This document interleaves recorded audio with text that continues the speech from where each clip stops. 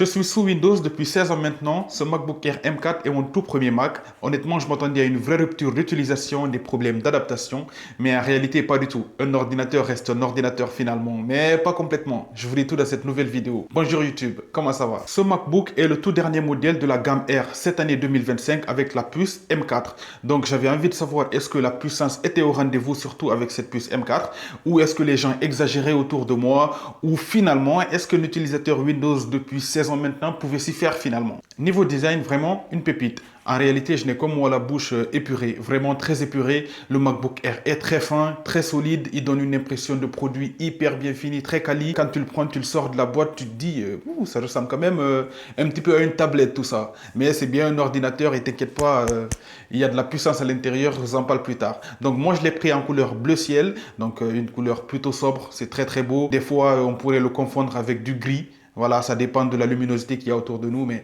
sinon je le trouve très très beau. Franchement, rien à dire de ce côté-là. Niveau matériel, c'est du 10 sur 10. Tu te rends compte que ce n'est pas un ordinateur bas de gamme, c'est un produit vraiment hyper bien travaillé. Côté connectique, nous retrouvons deux ports USB-C, Thunderbolt 4, une prise jack 3.5 et une prise MagSafe. C'est minimaliste, c'est très épuré, voilà, on va pas s'en plaindre. Si tu choisis un modèle Air, c'est pour avoir le PC le plus fin possible, le plus léger possible. Donc on manque vraiment de connectique de ce côté-là. Le MacBook Pro est beaucoup plus généreux de ce côté-là parce que entre la clé USB, la souris, l'écran externe, voilà, ou même des disques durs externes, vous êtes très vite limité. Moi, je vous conseille de prendre un dock. Moi, lorsque je l'ai commandé, je l'ai pris directement avec un dock parce que niveau connectique, je savais déjà que j'allais être limité de ce côté-là. Au niveau de la prise en main, je vais pas te mentir, lorsque tu commences à l'utiliser venant de Windows comme moi, tu es un peu perdu. Voilà, tu es vraiment un peu perdu au début. L'explorateur de fichiers est différent du Finder. Tu vois, les raccourcis sont différents. L'interface est différente. Comment on réduit les fenêtres, comment on les ferme, tout est différent. Au bout d'une heure, voilà, ça va déjà beaucoup mieux. Au bout d'une journée, ça va beaucoup mieux. Donc, il y a certaines fonctionnalités qu'il faut activer, que nous, sur Windows, par exemple, on les a par défaut. Le fait de toucher pour cliquer, des petits trucs comme ça. Donc, il y a plein de raccourcis aussi qui sont sur Mac, qui sont très efficaces, mais il faut vraiment les appréhender pour pouvoir s'en servir au quotidien, quoi. J'ai dû travailler dessus une journée, 2 journées, ça allait déjà beaucoup mieux. Mais le plus fou là-dedans, c'est lorsque j'ai passé une journée, 2 journées à travailler sur le Mac. Ensuite, je reviens sur mon PC, je ressens une nette différence. Là, je suis pas en train de parler d'une différence entre Windows ou macOS, je parle d'une différence côté matériel. Parce que le fait d'utiliser le Mac, tu t'habitues très vite à cette légèreté, tu t'habitues très vite à ce silence, à cette façon de l'utiliser. Et lorsque tu reviens sur ton PC, immédiatement, hein, je vous le dis, hein, même pas 2-3 jours après, tu commences à remarquer le plastique, tu remarques le son, le bruit, les trucs qui font un peu cheap. Tu te dis, ouais, quand même, ah ouais, c'est pas très bien fini, hein, les PC finalement. Vous vous y habituez finalement très très vite, tu vois, parce que niveau ergonomie, c'est vraiment poussé au max. Et vous vous dites, waouh, ça va quand même très vite, quoi. Genre, en même pas une semaine, je commence déjà, tu vois, je commence déjà à... Et ça, je vous le dis, hein, je suis quelqu'un qui utilise Windows depuis 16 ans. Tu vois, je n'ai eu que des PC, j'ai jamais utilisé de Mac. Donc ça s'est passé, je pense que c'est un peu la même transition que lorsque tu quittes par exemple un Samsung pour un iPhone, ce qui a été mon cas en plus, je vais vous en faire une vidéo plus tard par rapport à ça aussi. Donc quand tu viens sur iPhone, tu te dis au début t'aimes pas, c'est compliqué, tout ça. Mais au bout d'un moment, dès que tu reviens sur ton Samsung, t'es tout bizarre. Cette sensation est très bizarre. Beaucoup de gens qui soupçonnent Apple de faire de la magie noire, mais en fait, en réalité, c'est pas ça. C'est juste une histoire d'ergonomie, une histoire des choses qui sont faites pour fonctionner ensemble. L'optimisation, elle est au maximum. Et ça, ton corps s'y habitue très, très, très vite. Ce MacBook Air M4 existe en 2 tailles d'écran. La version 13 pouces et la version 15 pouces. Moi, j'ai la version 13 pouces, donc on a un écran LED défini en 2K avec une luminosité qui peut monter jusqu'à 500 nits. Ce que ça veut dire, c'est que tu auras de très belles couleurs, la luminosité sera très bonne, que ce soit pour une utilisation extérieure ou intérieure, bien éclairée ou pas, ça sera très bien. Vous verrez que le texte est très net, ce qui est très très cool, surtout parce que c'est ce qu'on demande finalement d'une machine performante qui coûte aussi ce prix-là. 13 pouces, c'est pas beaucoup, ok, 15 pouces, c'est peut-être un peu mieux. Moi, j'ai jamais eu de PC en dessous de 15 pouces. Bon, sauf au boulot, j'en ai déjà eu un ordinateur de 13 pouces. Mais en général, je l'utilise avec l'écran externe. Voilà, comme celui qui est juste derrière moi là. Donc, lorsque je suis en train de faire du montage vidéo ou lorsque j'ai besoin de beaucoup plus d'espace, donc je suis obligé de le brancher immédiatement à mon écran externe. D'où le fait d'utiliser un dock. Parce que si vous avez plusieurs appareils que vous devez connecter de façon externe, donc il vous faut un dock pour centraliser tout ça finalement. Parlons puissance maintenant, parce que c'est la partie qui m'intéressait le plus avant de l'acheter. Le gros point fort de ce MacBook Air est finalement sa puce M4. Avant, Apple utilisait les puces Intel. Maintenant, ils utilisent les puces Apple Silicon depuis la puce M1. Voilà, ça date maintenant depuis 2020-2021. Là, nous sommes sur la 4e génération pour la puce M4. Pour ceux qui ne savent pas ce que ça signifie, en fait, c'est une puce qui intègre le CPU, le GPU et la RAM.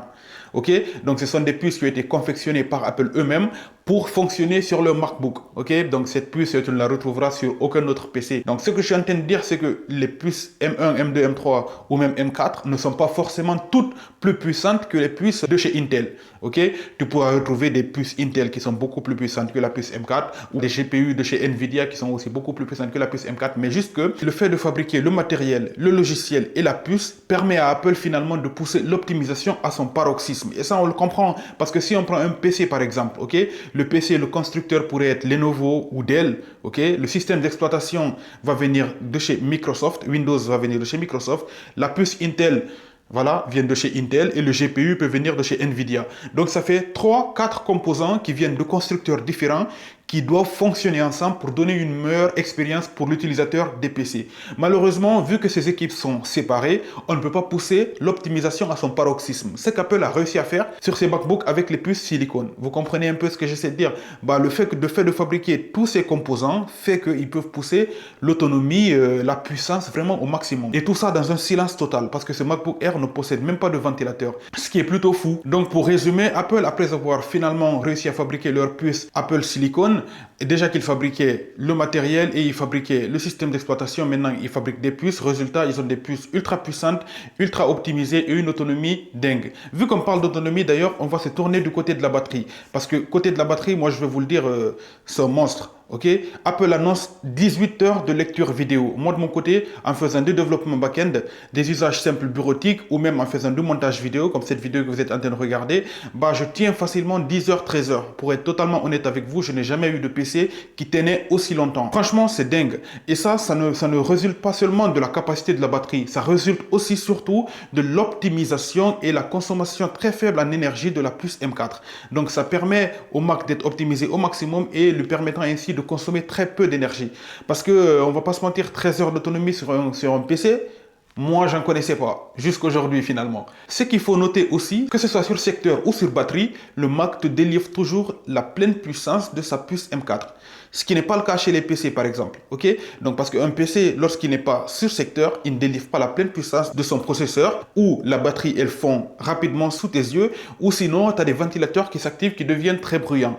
Ok, donc dans ce MacBook Air, on a la pleine puissance que ce soit sur secteur ou sur batterie. L'autonomie est monstrueuse et tout ça dans un silence total sans ventilateur. Il y a les MacBook Pro qui eux sont équipés de ventilateurs, voilà, mais le MacBook Air n'est pas dans cette mentalité là, c'est puissance, autonomie, légèreté et silence. Et ça, difficile de le retrouver dans un PC finalement. Cette petite comparaison nous apprend deux choses essentielles, ok?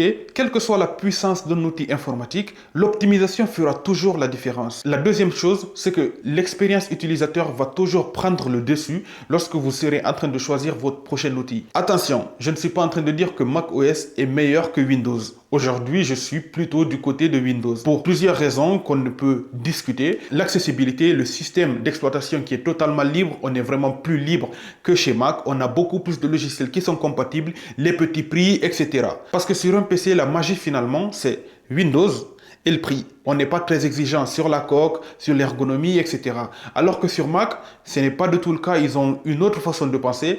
Eux, chez eux, le plus important, c'est quoi? L'ordinateur déjà ressemble à un bijou. L'optimisation au maximum, la puissance est au rendez-vous. Ce qui permet finalement aux utilisateurs de choisir la direction qu'ils souhaitent en fonction de leur utilisation. Si tu veux un PC aussi performant qu'un Mac, aussi bien défini qu'un Mac, qui a une bonne webcam, une bonne autonomie, une bonne puissance, de bons haut-parleurs, un très bon écran LED, ça va te coûter beaucoup plus cher qu'un MacBook Air ou même certains MacBook Pro. Vous voyez un peu le dilemme qu'il y a parce que lorsqu'on vient acheter un PC à 500-600 euros, on ne se préoccupe pas trop de comment il est construit, le matériel, les composants, on se préoccupe juste de la puissance de l'écran, de ce qui peut sortir en fonction de ce qu'on a envie de faire, que ce soit pour jouer, pour développer ou pour faire du montage vidéo, il faut avoir une grosse puce GPU à l'intérieur, etc. Mais sur le Mac, c'est tout en un. Et donc, il faut vraiment avoir ces deux choses séparées pour mieux s'orienter par rapport à cela. Avant de passer au stockage, on va parler de l'écosystème Apple.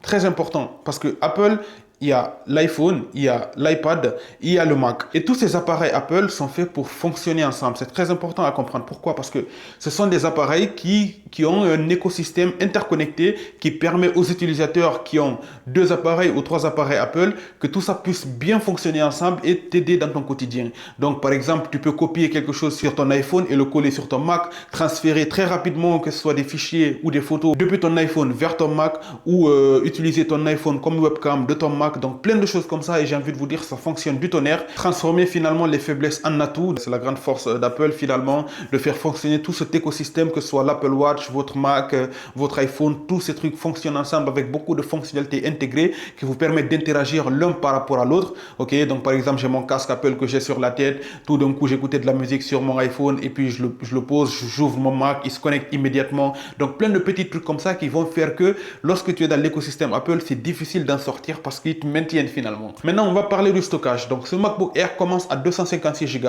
256 Go, c'est un peu limite. Moi, je vous conseillerais plutôt la version 512 Go qui est un peu plus généreuse.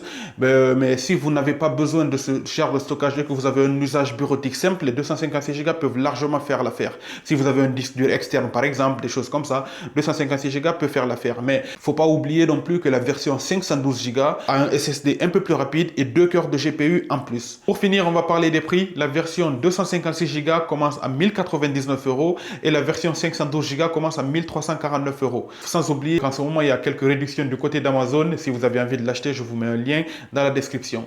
Voilà, c'était mon test du MacBook Air M4. Surtout, j'avais envie de tester ça au début. J'étais un peu suspicieux. J'avais envie de savoir est-ce que je vais pouvoir m'y faire finalement ou est-ce que je vais me heurter à cette barrière Windows Apple. Mais finalement, voilà, on finit par s'y faire. Ce n'est pas complet, on va dire, mais c'est très bien. L'expérience, elle est bien.